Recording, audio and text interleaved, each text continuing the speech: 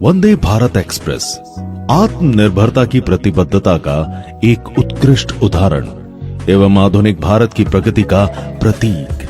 स्वदेशी रूप से रूपांकित और निर्मित ये सेमी हाई स्पीड स्वचालित ट्रेन भारतीय रेलवे के लिए एक परिवर्तनकारी छलांग का प्रतिनिधित्व करती है, जो प्रतिष्ठित राजधानी ट्रेनों की शुरुआत के बाद से बढ़ी हुई गति और बेजोड़ यात्री सुविधा प्रदान करती है।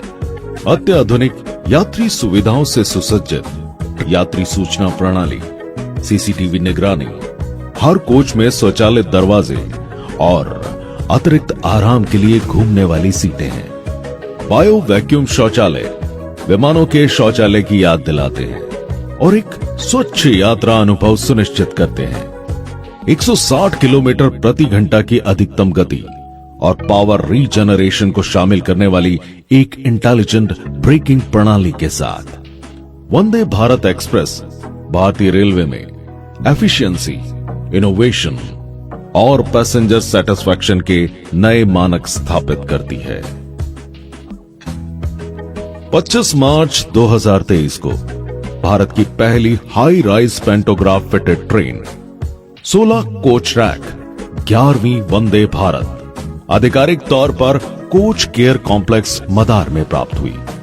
अजमेर डिवीजन के तहत संचालित ये coach care complex ICF, LHP, DEMU coach और वैगनों के रखरखाव में अपनी विशेषज्ञता के लिए प्रसिद्ध है। तकनीकी उत्कृष्टता का प्रदर्शन करते हुए मदार डिपो ने उत्तर पश्चिम रेलवे की पहली वंदे भारत रैक का सफलतापूर्वक संचालन एवं रखरखाव किया, जो भारत की पहली high rise pantograph fitted train के रूप में एक महत्वपूर्ण माइलस्टोन बना। ट्रेन ने 12 अप्रैल 2023 को अपनी सेवा शुरू की, जो चंडीगढ़ तक जर्नी एक्सटेंड करने से पहले अजमेर और दिल्ली कैंट के बीच चल रही थी। 18 महीने तक लगातार संचालन पूरा करने के बाद रेल को इसके पहले शॉप शेड्यूल 1 SS1 के लिए शेड्यूल किया जाना था, जो कि एक बड़ी ओवरहॉलिंग प्रक्रिया थी, जिसके लिए रैक को 1 महीने से अधिक समय तक सिक लाइन में स्थिर रखना पड़ता है। इस महत्वपूर्ण रखरखाव कार्यक्रम की योजना 6 महीने पहले ही शुरू हो गई थी, ताकि सारी तैयारियां सुनिश्चित की जा सके। मेंटेनेंस शेड्यूल शुरू करने से पहले रैक का पूरा निरीक्षण किया गया।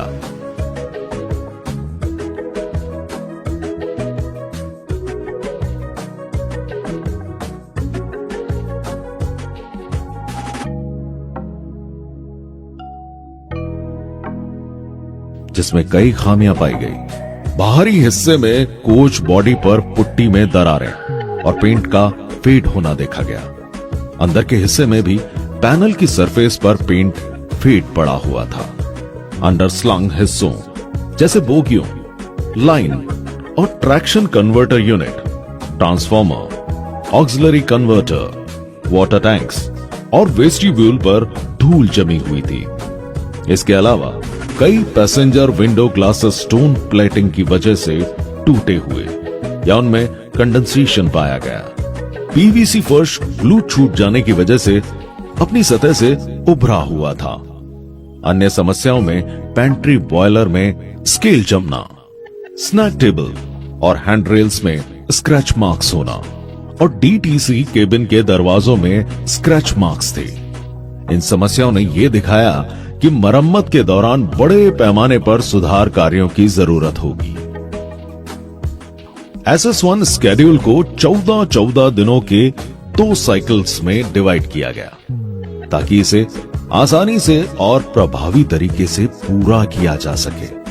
पहले साइकिल में शुरू के 8 कोचों को सिक लाइन में प्लेस किया गया, जहां अंडर गियर, अपर फ्रेम और रूफ की पूरी जांच की गई। इस साइकिल में पहले बोगी बॉडी कनेक्शन को अलग किया गया।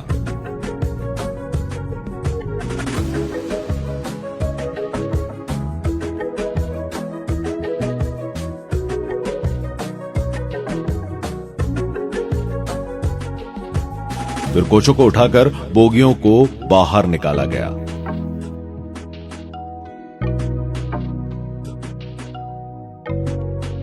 इन बोगियों को ओवरहॉल्ड बोगियों से बदला गया।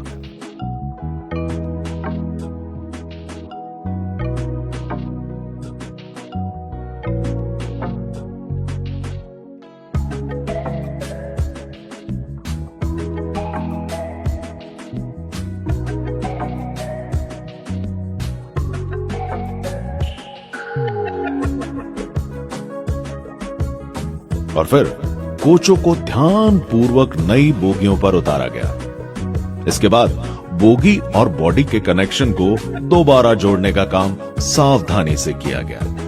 पूरी प्रक्रिया के दौरान जरूरी निर्देशों का सख्ती से पालन किया गया, जैसे सीपी बॉटम प्लेट्स के फास्टनर्स को बदलना, एयर स्प्रिंग के नीचे स्टेबलाइजर लिंक की लंबाई को शिम फिटमेंट के हिसाब से सेट करना और इंस्टॉलेशन लीवर की ऊंचाई को सही करना। सभी काम सुरक्षा नियमों का पालन करते हुए और पूरी सावधानी से किए गए। निकली हुई बोगियों को अजमेर वर्कशॉप भेजा गया, जहां उनका स्केड्यूल किया जाना था। इनके हिस्से जैसे डैम्पर्स, कॉइल स्प्रिंग्स और एयर स्प्रिंग्स की पूरी जांच और टेस्टिंग की गई। ट्रैक्शन मोटर्स को बोगियों से अलग करके उनकी पूरी जांच और मेंटेनेंस स्केड्यूल किए गए। बोगी फ्रेम को इंस्ट्रक्शंस के अनुसार फिर से पेंट किया गया, असेंबल किया गया।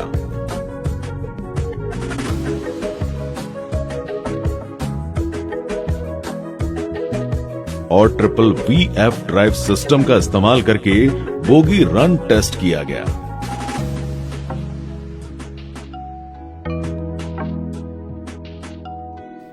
वैक्यूम सर्किट ब्रेकर को टीसी कोचों से निकालकर खास VCB टेस्टिंग रूम में भेजा गया।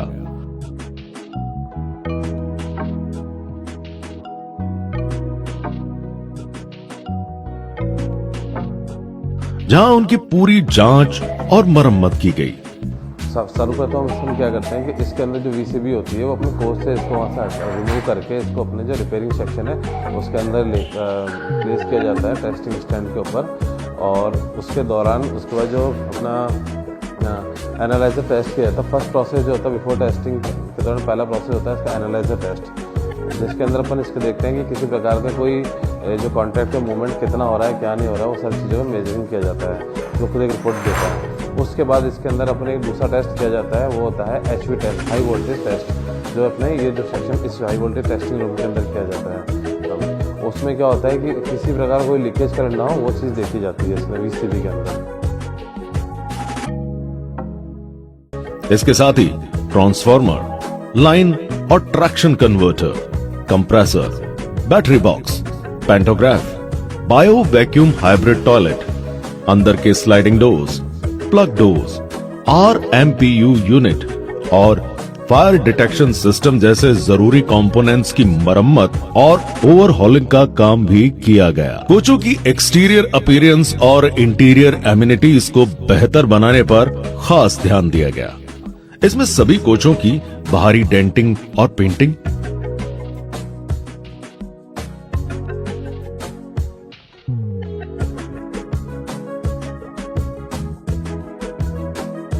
अंदर के फेड पड़े हिस्सों की रिपेयर और पेंटिंग,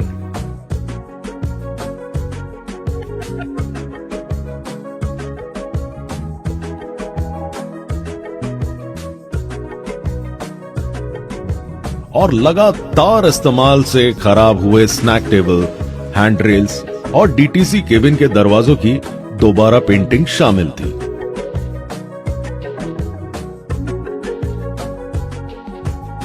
एग्जीक्यूटिव कोच के खराब हो चुके कारपेट को PVC फ्लोर से बदला गया।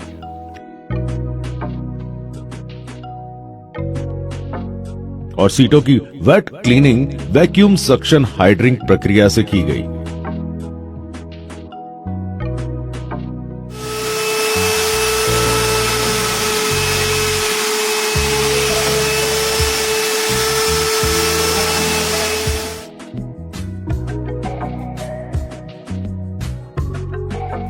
लेबोरेटरी के दरवाजों में लूवर लगाने के लिए बदलाव किए गए। और पेंट्री को फूड सर्विंग ट्रॉलियों के अनुरूप परिवर्तित किया गया।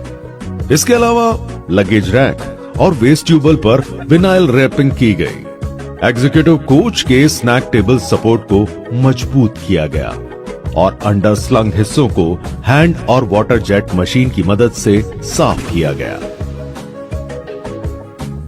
पहले 8 कोचेस पर मरम्मत का काम पूरा होने के बाद उन्हें जोड़कर सिक लाइन से बाहर ले जाया गया। इसके बाद अगले 8 कोचेस को लाया गया और वही प्रक्रियाएं दोहराई गई।